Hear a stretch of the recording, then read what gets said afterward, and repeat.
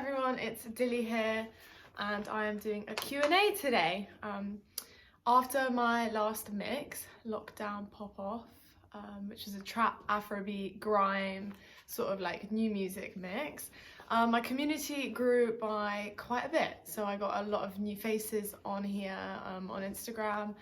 And just to sort of touch base with everybody, I thought I would do a Q&A for people who don't know me or haven't seen my work before, or people who just want to kind of ask me questions. And so I put up a little Instagram story, with the box, and people asked me some questions. So my first question is, what is your name? And that might seem kind of obvious to everybody, but my real name is actually Alexandra. My middle name is Lydia, and my surname is obviously Rowe. I didn't change that. So Alexandra Lydia Rowe is my real name. Why did I choose Dilly? Okay, so Dilly has been my nickname since I was about 2 or 3 years old. It came from a book called Dilly the Bugliest Bug. It's a children's book about a dragonfly who is late to a talent contest, which, yeah. And basically, like, the judges of the contest are actually spiders in disguise, and they trap all the bugs, and there's this big hoo-ha, and then Dilly comes in late and she gets all the bugs to work together to defeat the spiders, and the spiders run away, and then they say that Dilly won the talent contest or whatever. So I really liked that book when I was little, and my parents just nicknamed me Dilly from that. And then as I got a bit older, obviously I was still Alex at school until I was about 7 or 8. And then my friend Izzy Rousel, she came to my house, and she had my parents calling me Dilly. And then she started calling me Dilly at school, and then it sort of took a life of its own from there. Most people in London before I moved to America didn't even know my name was Alex. My teachers called me Dilly. My headmistress on my report would say, Dilly's this, that, and the next. Then when I started DJing, I was thinking, oh shit, what should my DJ name be? And then sort of the consensus was with, me and everyone who was asking was just like, you already have a nickname that everybody knows you by, so you should just go with that. So yeah, like it or not, that is how Dilly came about, which was a good question. My next question on here, obviously I think a girl has asked this, is what is your star sign? My sun sign is Cancer. I'm born on the 21st of July 2000, which means I'm born of the year of the golden dragon or metal dragon. So sun in Cancer, I'm Gemini rising, and I'm Pisces moon. And then, so in general, I'm a lot of water and air, a little bit of fire, because I'm also born on that kind of Cancer Leo cusp, so I have tendencies of both for sure. And yeah, I've got no earth. What hip-hop artist made you fall in love with hip-hop? Good question. So I think the artist that made me truly fall in love with hip-hop as an art and culture and everything that comes with it is probably Missy Elliott. Her music and her style and her attitude really, really showed me that you can be truly yourself in this funky, incredible, badass way. Obviously her music is sick, so you've got, the Super Duper Fly album, then you have, Get Your Freak On, and all the sort of more upbeat Lose Control, and all the videos that obviously go along with that. So I know she works a lot with Hype Williams, and he's obviously such a sick director and producer and video maker. And I actually came across her through her videos first, and then it was her music exposes you to scratching, sampling, obviously rap. What else is there? She has works with dope DJs, and generally the style of her videos is so creative, so unique. She's very unapologetically herself, and I think all of those aspects of who she is kind of drew me into, okay, so what is going on in this world? And I even did a Missy Elliott tribute, old tribute mix for her birthday, because she's also a Cancer. So also artists personally Gangstar, I really fuck with. Just all of their music, in terms of their albums and what they talk about, it showed me more than just you know, materialistic, misogynistic hip hop that a lot of people who aren't necessarily into hip hop perceive hip hop as. So yeah, that would probably be my answer for that question. What inspired you to get behind the turntables?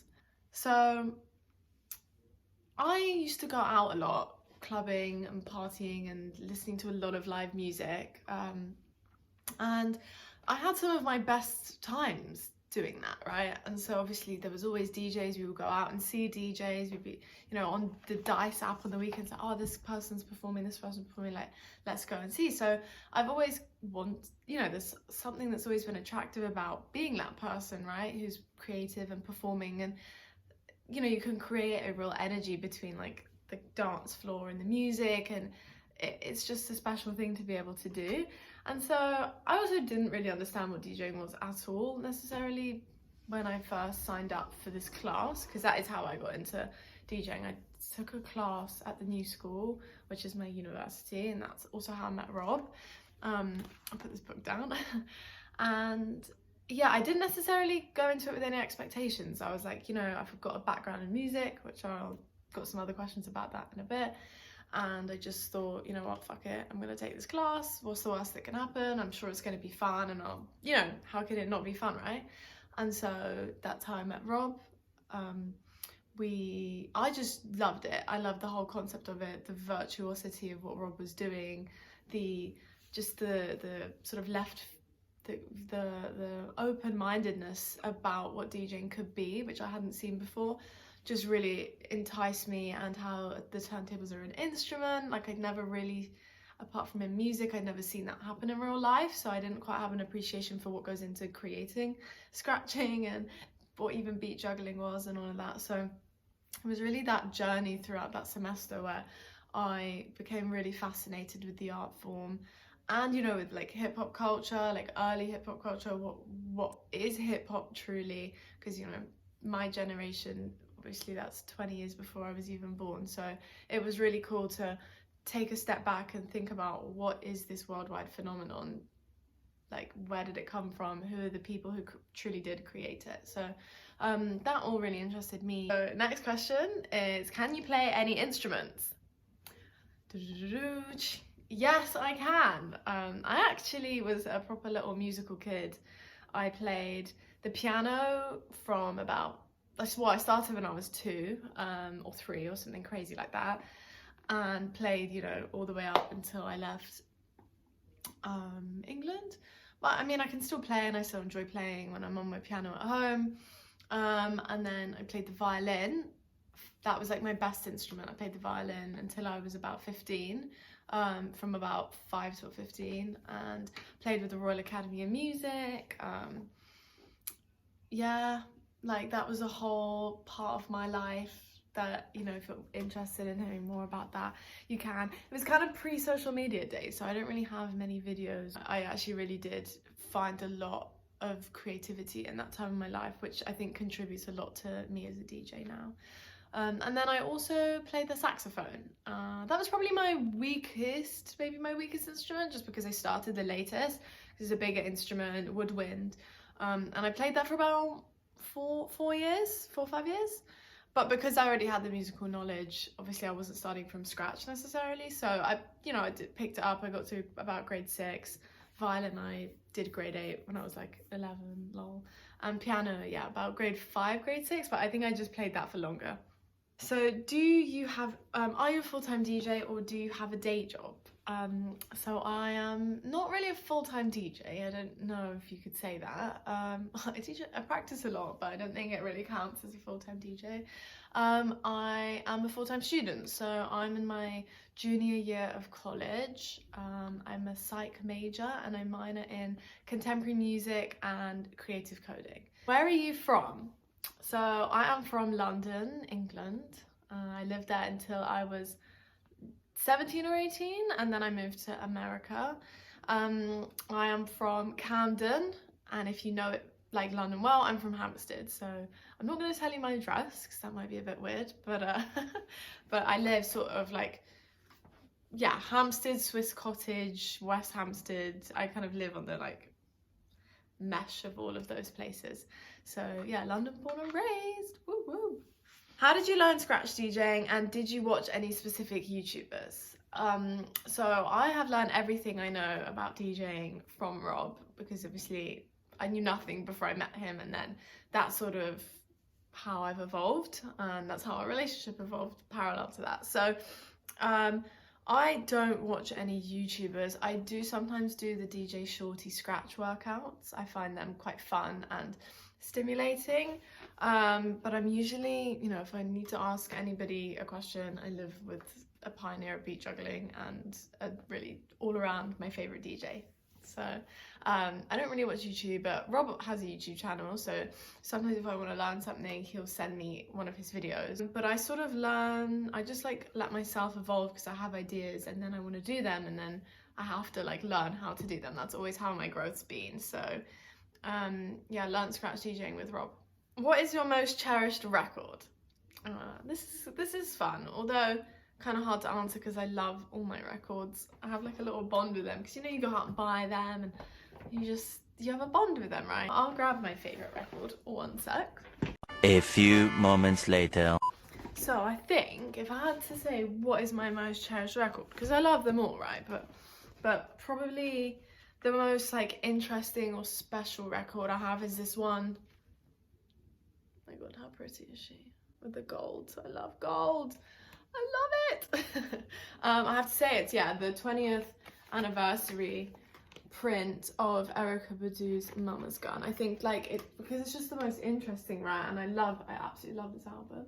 I did a little write-up on it on my Instagram page, and I put some clips of her singing. So yeah, I think like this is the most special one that you might not be able to buy just anywhere. Like I've also ordered a whole bunch of vinyl, so let's not even talk about my little vinyl obsession recently. Do not talk to my bank account about that. But yeah, like I think out of all the records, if I had, you know, if the house burned down, the one I'd probably be most pissed about is that Mama's Gun 20th anniversary print, just because it's just really cool and I love it. So yeah, shout out Vinyl Me Please, because they do like reprints of all these like really dope records, and they make them in a really cool way. So I just got Queen Latifah, her like first 1989 album, and the vinyl is like all multicolored and shit. Actually, I'll get it for you, because now we're talking about it. A few moments later. I've actually done a lot more walking around than I anticipated during this video. But yeah, like, how sick. This is what I'm talking about. This is my like Gen Z, I love shopping and pretty things. I definitely am loving copying vinyl at the moment, and you know, because of COVID and shit, it's just nice to be able to, I've just been on my screen so much. Like I do school on my screen, I do my homework on my screens, I edit videos on my screens, I do this on my screens, like, and it's nice to be able to like touch something and read something, and I've gotten proper into reading again, and it's just nice to have that like tactile experience. Plus I think they sound better. They definitely sound better, but I'm not biased, I promise. Next question, what are your favourite 70s soul / funk artists? This is one of my favourite genres for sure. I took an amazing 70s music and culture class over the summer, and just like dived super deep into like everything about pretty much everything, like the culture, the artists, like record labels, like all of that, and it was just a really good class. I think my favourite artist would be Marvin Gaye, because he is just so talented and multifaceted, and he talks about a lot of really interesting shit in his music.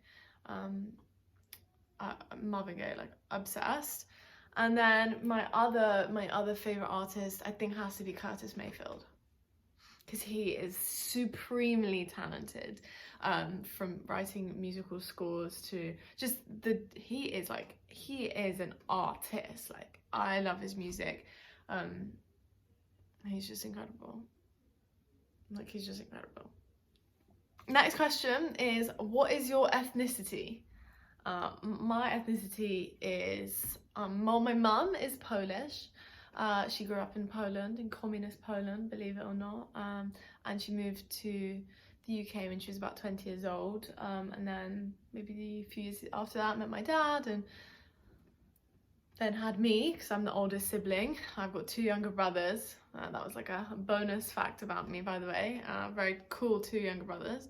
And then my dad is like generally English. His mother is from Wales, from like one town for about 500 years back in Wales. So she's definitely Welsh. She speaks Welsh.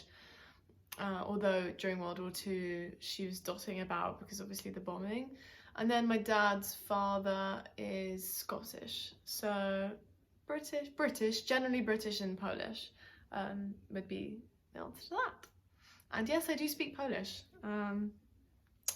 Okay, next question. What else have we got? How do you prepare a mix? Cues, mixing points, keys, BPM. So that's an interesting question. I would say, how do I prepare a mix? Well, one thing that I always keep in mind is something Rob told me, and he said, let the set reveal itself to you. And that is just the truest thing, at least for me, when it comes to making a mix. Start just with a song, because it's never ever going to work if you have this whole mix kind of in your head and you're like, I want to use these 20 songs. It's just not going to work. It just doesn't happen like that. And so you have to start just with one song and you listen, and just really active listening.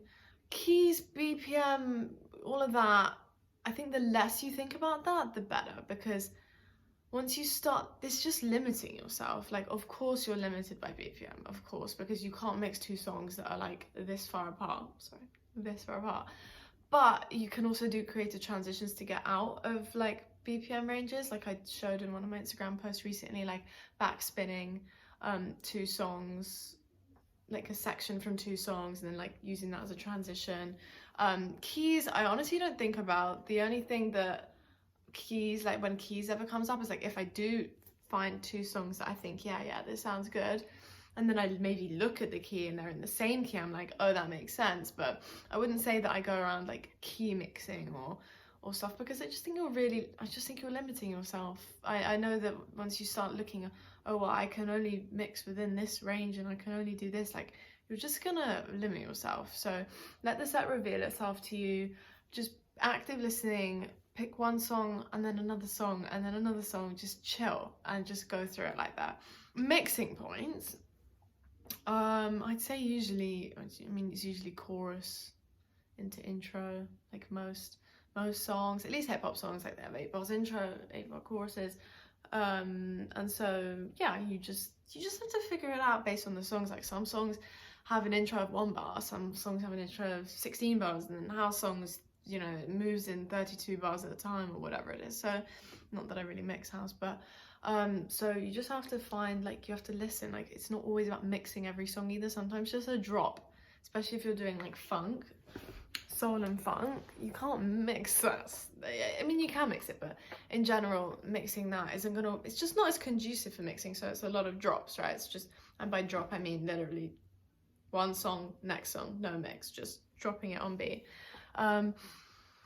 Cue points. So what I've been doing recently is taking like lyrics that I like from song A and scratching it over song B while song B is happening, and then I'll drop it in. So then that's obviously setting a cue point. So you just have to, it really comes from active listening.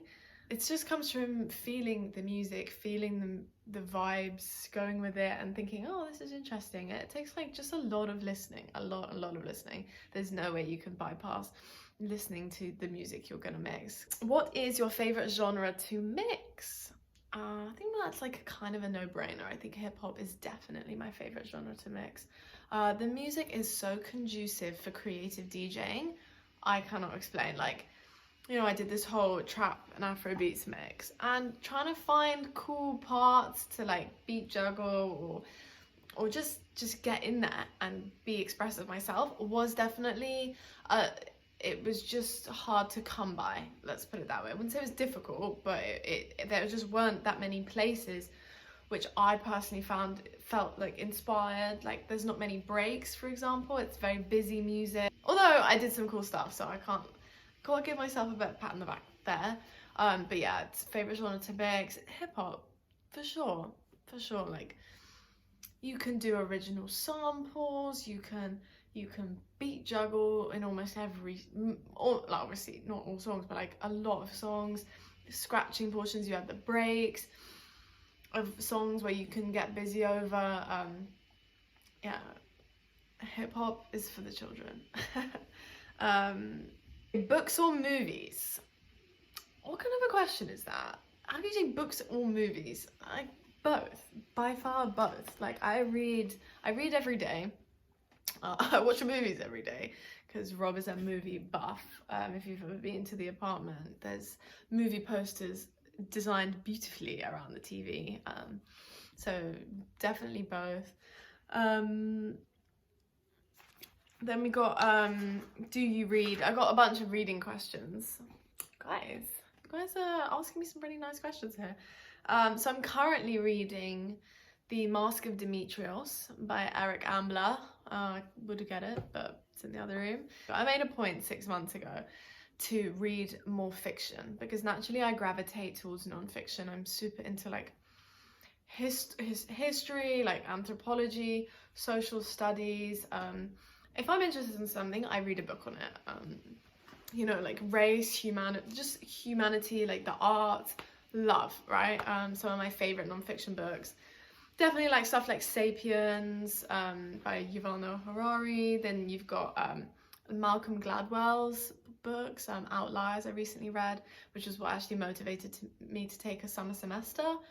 So then I was like, you know, I need to read some more fiction because I'm not reading any fiction and this is bad. And I don't know, that's just the way that's the relationship I have with myself. So I picked up The Heart of Darkness, which is the movie that inspired Apocalypse Now, which is my favourite film. But I'll talk about that in a bit because I had some other movie questions.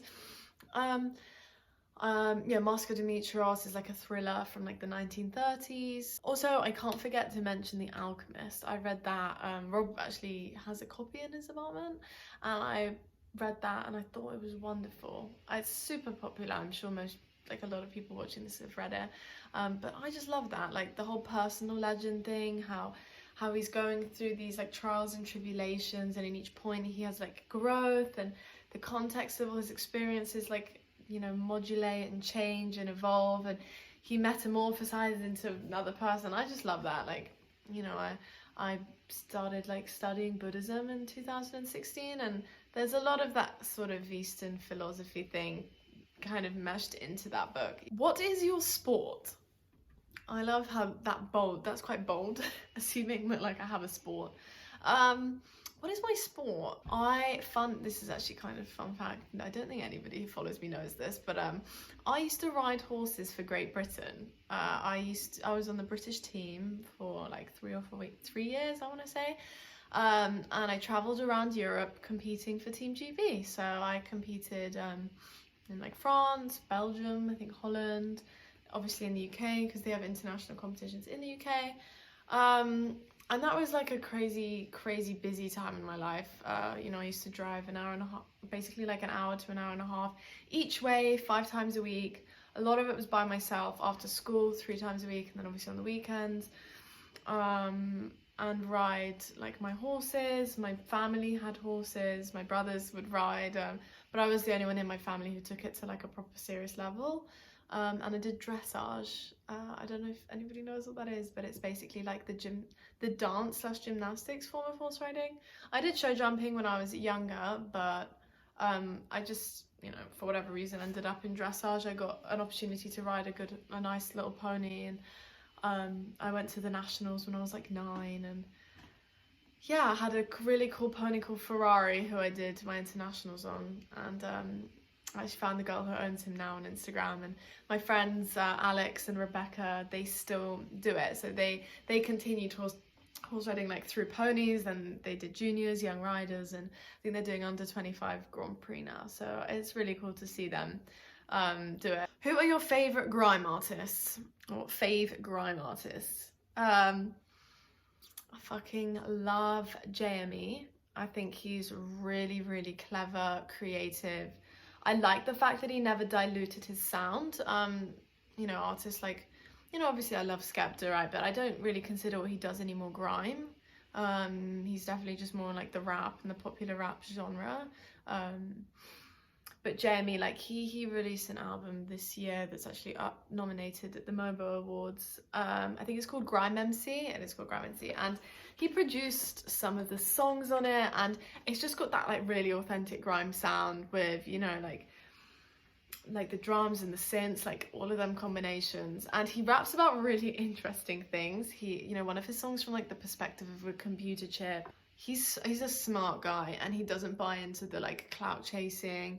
He doesn't buy into any of, he's not about the hype, like he's truly about the music. So for that reason, like Jamie is definitely like probably like definitely one of my favorite grime artists. Yeah, another grime artist I definitely have to mention that I love is DWE. He's like the OG of OGs, and his sound is so unique. Bluku Bluku, and how he inspired a lot of the people who are even considered godfathers of grime. I think it's important to like really take a minute and appreciate. So yeah, Jamie, DWE, Kano, and yeah, there's obviously so many talented grime artists, but like, yeah, that would probably be my like top few. Favorite movie? My favorite movie is probably Apocalypse Now by Francis Ford Coppola. I did a class on film, and I had to write a paper on a film, so I chose that. And really, when I watched that like multiple times, you really start to truly appreciate everything that goes into a movie, like the narrative, the sound design, the lighting, like, and of course the acting, and then like the parallels between like that film and then the book Heart of Darkness, which it was based on, and then the richness of that book. So Apocalypse Now is probably my favorite movie, but it would be amiss to say that I love pretty much all John Carpenter films. Him and Kurt Russell like are this like really sick team together. They did the original The Thing, Escape from New York is I think my favorite John Carpenter film. Big Trouble in Little China, so good, watched that the other day. He did Assault on Precinct 13, although Kurt Russell's not in that. And like the sound design, the lighting, the acting, and the construction of the film, so good. It's just so good. Like, you have to just watch those films. I also love The Warriors. Obviously, Rob and I did the Warriors routine. That's like so dope. And I love like the Coen brothers and like Tarantino films. Jackie Brown is probably my favorite Tarantino film, although I do love Kill Bill and Pulp Fiction. And then with the Coen brothers, No Country for Old Men, Fargo. I mean, you can't, like, the list goes on with those. So those are my favorites. I also like more on the like chilled out side. I love the Shaw Brothers like kung fu movies. Rob's got like a billion of them on like VHS or DVD or whatever. And I love them. So yeah, and like Enter the Dragon, Bruce Lee, like shit from the 70s. Don't know what it is about them, but I could watch that shit all day. Best subjects at school / like what are your like good subjects at school? So at school, my best subjects were physics, biology, and like English literature, English language.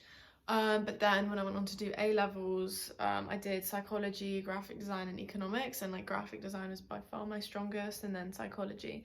So I have kind of like this artistic but also scientific brain at the same time. And I think that comes from me possibly being left-handed. They say something like that about left-handed people, but yeah, fun fact, I'm a lefty. So yeah, any lefties here, fucking make yourselves known, and I'll show some love to the lefty gang. Do you speak any other languages? Yes, I do. So I speak English, obviously. Hello, my name is Lily. What's up?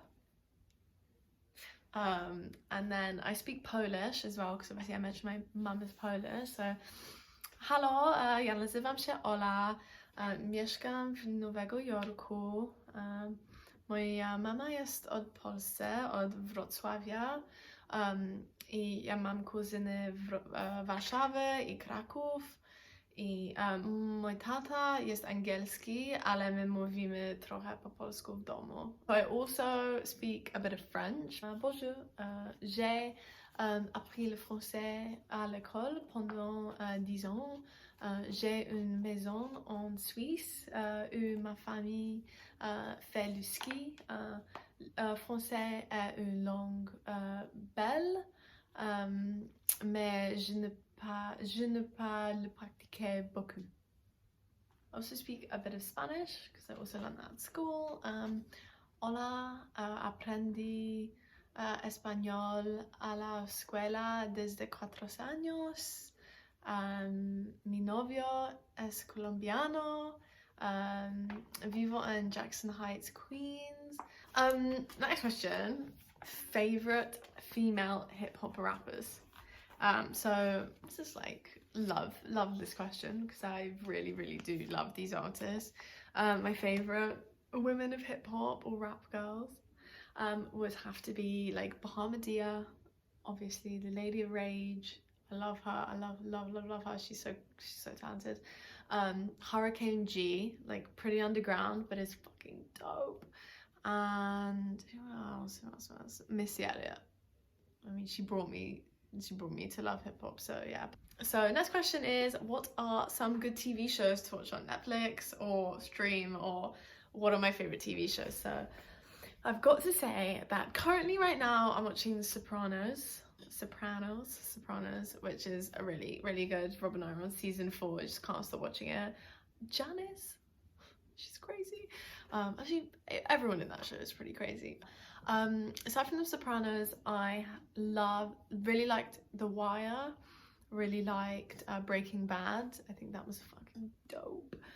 So thank you so much for these questions. I had a lot of fun answering them and actually thinking about like what I would even answer some of these.